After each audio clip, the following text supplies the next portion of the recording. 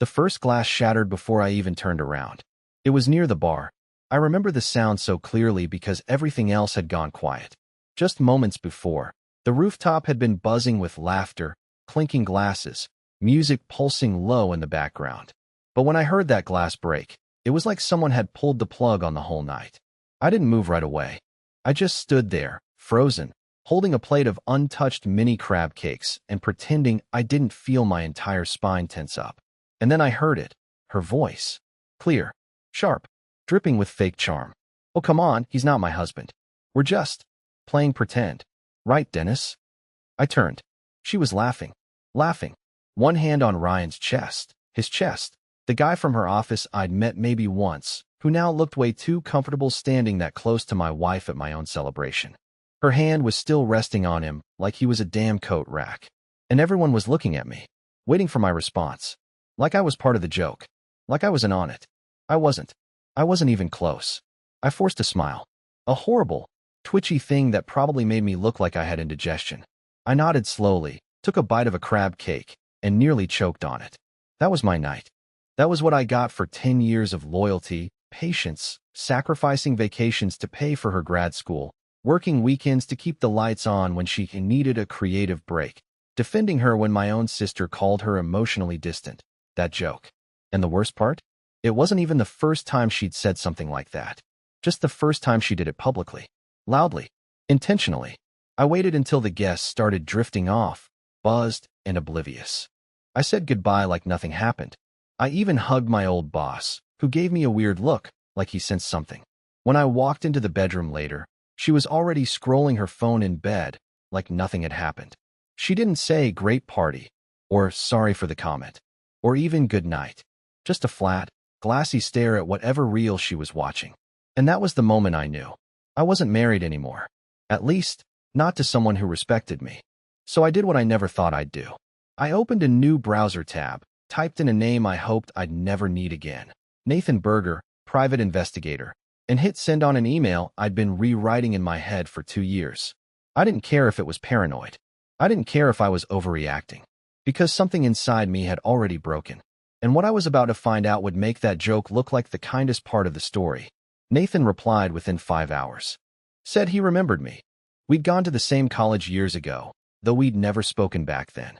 He now ran a small but sharp private firm just outside the city, mostly handling cheating spouses, fraud, missing persons. He didn't waste words in the email. Just asked one question. "What do you suspect?" I sat there, rereading that line over and over. What did I suspect? I didn't have a picture of her kissing someone. No late-night texts I could point to. No perfume that wasn't hers. Nothing concrete. Just a feeling. A slow, constant drip of disrespect. Jokes with sharp edges. Nights she stayed late, brainstorming. The way she always changed the subject when I asked how things were at work. And, yeah, that look on her face when she was next to Ryan. It was real. That kind of light doesn't just flicker on for nothing. And it definitely hadn't flickered like that for me in a long time. I wrote back everything. Not just about the party, but the last 6 months. The weird shift. The growing silence.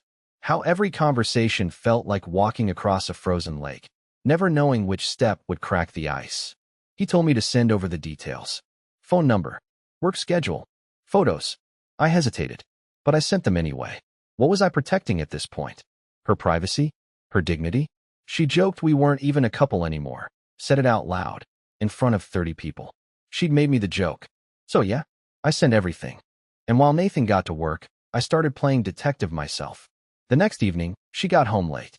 Said she was tired. Said she had a migraine. Said she didn't want dinner, didn't want to talk, just wanted to shower. I nodded, kissed her on the forehead, and watched as she walked into the bathroom with her phone still in her hand. She never used to bring it in there. That's new. While she was in the shower, her iPad buzzed in the kitchen. She hadn't synced it with her phone in months. Or at least, I thought she hadn't. But now, suddenly, it was lighting up. And not just with emails. A name appeared. Trent, ad team. Message preview. Had a great time last night. Wish I could have stayed longer. My stomach turned. I picked it up, hands shaking, and opened the thread. I shouldn't have. I know that. But I did. Next time, no leaving early smirking face. You're dangerous, you know that? Only with you. I couldn't breathe. I literally couldn't breathe. My face went numb. My throat locked up. My heart wasn't even racing. It just stopped. Flatlined. And then came the worst part. A voice from the bathroom. Babe, can you bring me my phone? I didn't answer. I just stared at the iPad. The messages still open, my fingerprint smeared across the glass. I was holding evidence. Real, irrefutable, gut-punching evidence. She came out with a towel wrapped around her. Looked at me. Looked at the iPad. And paused. Just long enough. Then smiled. Not a nervous smile. Not an apologetic smile. A flat, smug, calculated smile. The kind you give when the game is already over and you know the other person is just now realizing they lost. And that's when I knew. This wasn't just a fling. This was war. I didn't say a word that night. Not when she walked past me and took the iPad like nothing happened. Not when she casually slipped into bed 10 minutes later and pulled the blanket up like she hadn't just been exposed.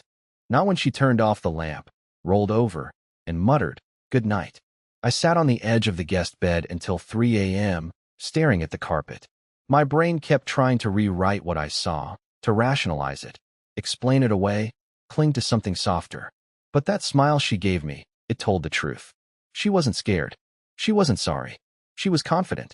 And that scared the hell out of me more than anything else. I didn't sleep. I watched the sun come up and then drove to a random diner across town, just so I wouldn't have to sit in the same house as her. I stared at my reflection in the window across from me. I looked like a ghost, pale, unshaven, cracked open. And in my mind, one question kept hammering itself in. How long had this been going on? When I got home later that morning, she was already gone. No note. No text. Just her half-empty coffee mug in the sink and a lipstick-stained napkin on the counter. The same napkin I'd used the night before to write a grocery list. I don't know why that detail stuck with me, but it did. It felt deliberate. I checked my email and found one from Nathan. Subject line, "She's not just lying. She's careful." Inside was a single paragraph. He'd followed her the day before. Said she never went to her ad agency after 11 a.m. Instead, she met someone in a gray BMW parked outside a florist shop 15 miles out of town. They drove together to a gated neighborhood. Upscale, too clean, too perfect, and stayed inside a townhouse for nearly 4 hours. The man? Not Ryan. Not even Trent. Someone else. Nathan said he couldn't get a clear photo of the guy's face yet, but based on behavior and entry patterns, this wasn't their first visit. I read that line over and over again. This wasn't their first visit. I wanted to throw something. I wanted to punch a wall. But instead, I did something worse. I looked at our wedding album. I don't know why. Maybe to remind myself that it was real once. That I wasn't crazy. That I hadn't imagined the love. I flipped through it like an idiot. Page after page of smiles, hand-holding, toasts, our first dance. Her in that ivory dress with the lace sleeves she cried over in the boutique.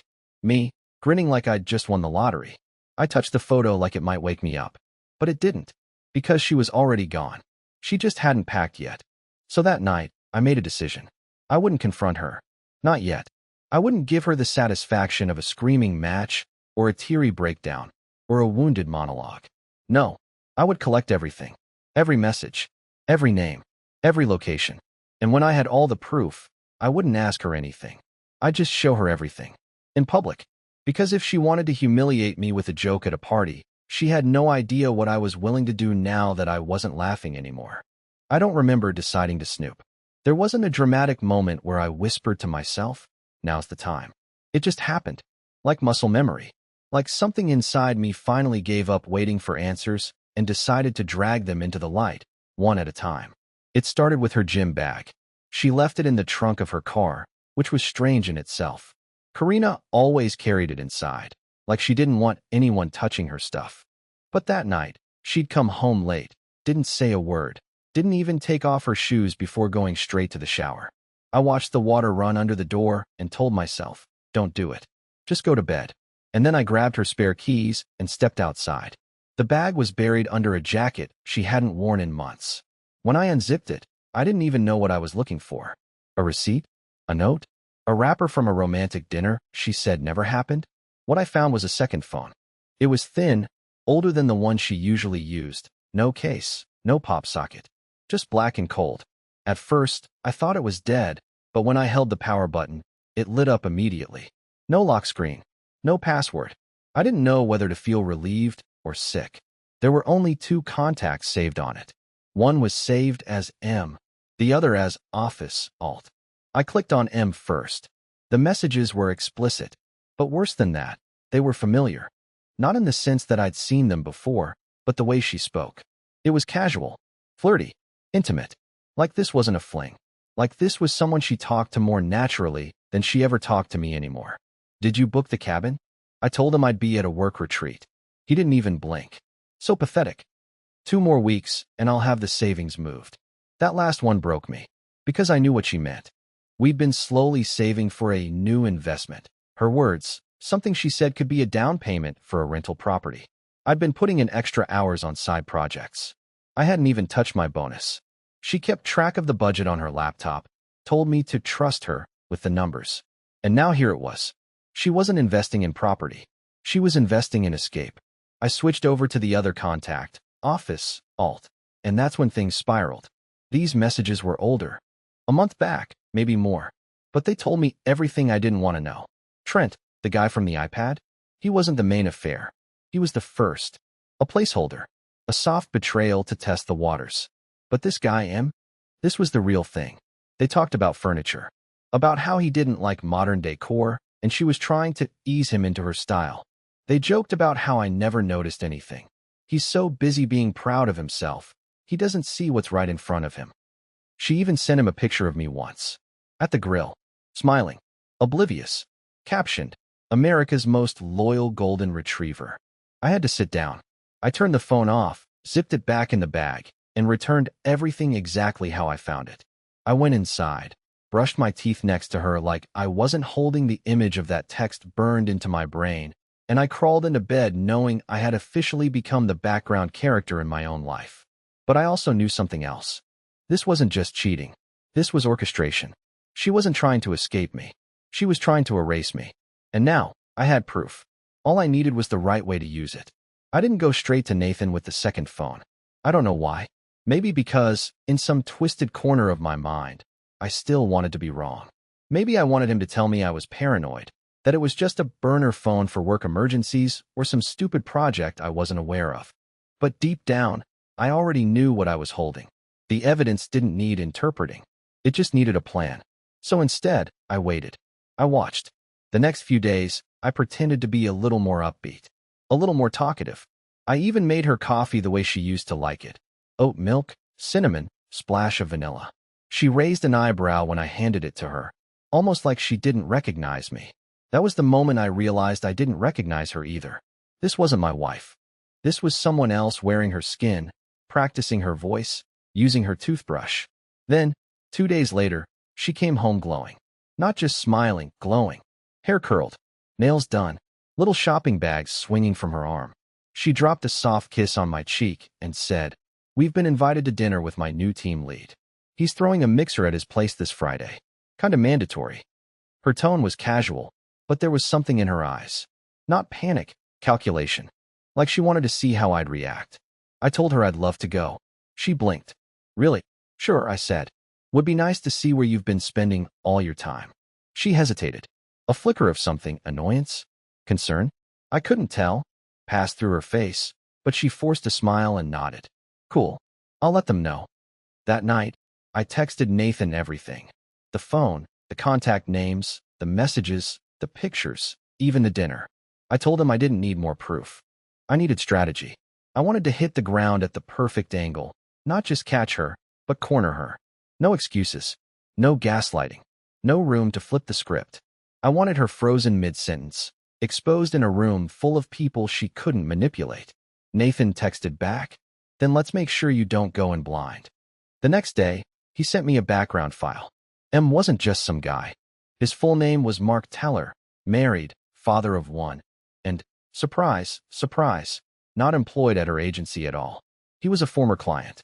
Someone she'd met 6 months ago during a pitch campaign.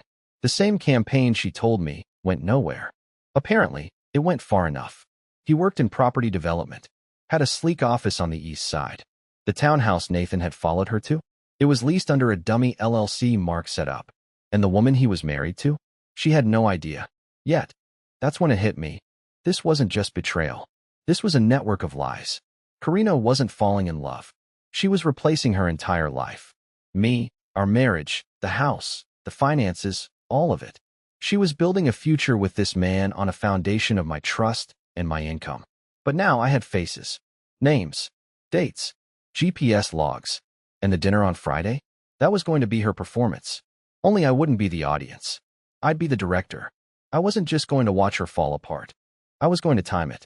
I ironed my shirt 3 times that night. Not because it needed it, but because I needed something to do with my hands. Every wrinkle I pressed flat. I imagined pressing out the panic still creeping around in my chest. Karina was humming in the bathroom, curling her hair like we were just another couple heading to a casual dinner party, not like she was walking into a carefully arranged trap. When she stepped out, she looked stunning, and she knew it. That same navy dress she wore the night of my party, the one that used to make me proud to be standing next to her, now made my skin crawl. I stared at her as she adjusted her earring and gave me that polished little smile, the kind that looked beautiful to everyone else, but now felt like a lie stitched together with lipstick and contempt. "You ready?" she asked, all casual. "More than you know," I said, grabbing my jacket. The drive there was almost surreal. She kept talking about people I'd finally get to meet, throwing out names she'd never once mentioned at home. "You'll like Mark," she said at one point, and I almost laughed. Mark? Oh, I knew Mark. I knew where he parked. I knew where he kissed her. I knew the name of his golden retriever and the school his kid went to. Nathan hadn't just done his homework. He practically handed me the exam key. When we pulled up, I recognized the townhouse immediately. It was the same one from Nathan's photos. But Karina played her part well. She acted like she'd never seen the place before. She rang the bell with a sweet, "They're still getting settled, don't judge." And when Mark opened the door, she gave him a polite nod like she wasn't sleeping with him behind my back. He was handsome, I'll give him that. Confident. Expensive watch. He greeted me like I was a stranger from LinkedIn and shook my hand like he wasn't planning to take over my life. I didn't break eye contact. The room was full of people, but not too full. Maybe 15, 20 guests. I recognized a couple faces from her agency's holiday cards. The rest, I assumed, were from Mark's side of the tracks. Everyone was laughing, sipping wine, balancing tiny plates of catered appetizers. No one had a clue. Not yet. And then it started. The games. Mark was the kind of host who loved being the center of attention. So, of course, he suggested some light icebreakers. 2 truths and a lie. Never have I ever. You know, the usual cringe-inducing nonsense people pretend to enjoy when they're networking or trying to impress their date. And wouldn't you know it, Karina volunteered us first. "I'll go for both of us," she said, resting her hand on my knee. I flinched barely. She smiled sweetly and leaned forward. "Okay, here we go. 1. Dennis and I met on a blind date. 2. Dennis once cried during a Pixar movie. And 3. We still do date nights every Friday." Laughter. A few dramatic oaths. She beamed at the attention. I swallowed hard and spoke up. "The lie is number 3. We don't do date nights anymore. She's usually with Mark on Fridays." Silence. Real silence. Like the room had stopped breathing. She didn't even turn to look at me. Her smile froze, then cracked, just slightly. Mark's drink hovered in midair. A woman near the kitchen awkwardly cleared her throat. I pulled out my phone and set it on the table. Unlocked. Open to the album Nathan had compiled for me. The one labeled Thursday to Thursday. Photos. GPS logs. Text screenshots. A PDF with banking transfers. Even the message where she called me the final donation before freedom. I looked at Mark. "You still planning to buy that lake property next month? You might want to use your real name on the documents. You've got a wife and kid, don't you?" His jaw moved, but nothing came out. Karina finally spoke. "Dennis, what the hell are you?" "No," I said. Calm. Cold. "You don't get to redirect the narrative this time. You don't get to joke your way out of this." I stood up. "You humiliated me in public. You built a second life off my money. You made me the punchline. Now you get to watch the punchline walk out with the final word." I didn't scream. I didn't throw anything. I didn't even raise my voice. I just walked out. Let the door stay open behind me. Let the silence say everything I didn't have to. By the time I reached the parking lot, my hands were shaking, not from fear, but from release. It was like I had finally let go of a weight that had been pressing down on my chest for months, maybe years. For the first time in a long time, I didn't feel like I was clinging to a version of Karina that didn't exist anymore. I wasn't waiting for her to come back. I wasn't hoping she'd change. I was done. I sat in the car and watched through the windshield as silhouettes scrambled inside the townhouse. I imagined Mark stammering through half-truths, Karina scrambling to take control of the narrative, guests awkwardly making excuses to leave. Nathan was parked 2 cars behind me. He gave me a subtle nod when I looked in the mirror. We didn't need to speak. That weekend, everything unraveled, fast. Sunday morning, she came home. I knew she would. She always ran when things got messy. Her face was pale, her lips trembling like she'd practiced an apology all night, but didn't know where to start. I didn't give her the chance. I'd already emptied the joint account, already called my lawyer, already set the meeting with Mark's wife. She tried to talk, but I just handed her a single envelope.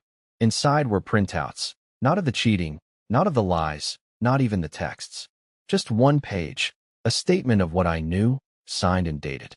She stared at it for a long time, then looked up at me like she didn't recognize who I was.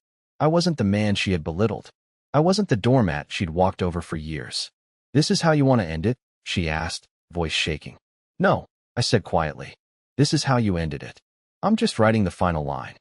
She reached for my hand, but I stepped back. I didn't raise my voice. I didn't cry. I didn't break. I had nothing left to give her, not anger, not comfort, not even eye contact.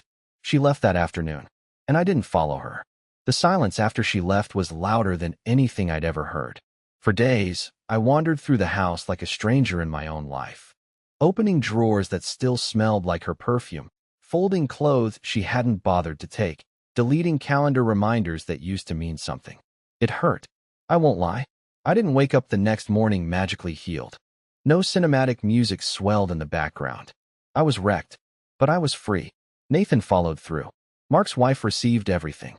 I never asked what happened between them, but I imagine it wasn't pretty. I didn't need revenge anymore, not really. What mattered was truth. Letting the people who deserved to know see. Not just me. Her. A few months passed. Quiet ones. Hard ones. But also healing ones. I started doing something weird. Waking up early just to walk around the block before work. No music, no podcast, just breathing. Just existing without the weight of constantly being undermined. I saw neighbors I'd never spoken to before. I read books. I deleted her photos one by one, and with every click, it felt less like mourning and more like making space. And then, unexpectedly, someone stepped into that space. Her name's April. No drama. No mystery. She works at the small bookstore downtown where I picked up a paperback on minimalism. I know, the irony. And we talked for 20 minutes about nothing that hurt. Just books, dogs, rain. She didn't know my story, and I didn't know hers. But when I left, I realized I'd smiled without forcing it. That was the first win. Now, we're still taking it slow. She doesn't know the whole story yet. She doesn't need to. Because she's meeting this version of me. The one who's not begging to be enough for someone who never deserved him. The one who doesn't shrink when he speaks. The one who walks into a room and knows he belongs there. As for Karina, I heard through mutuals she tried to land a job out of state, but the agency didn't want the baggage. She's still with Mark, or maybe not. Honestly, I don't care. She's just a name in an old email folder now. What I've learned is this. When someone turns you into a punchline, you don't fight to stay in their joke. You write your own story. And this time, I'm the one laughing. Not because I'm bitter, but because I finally get to be me again.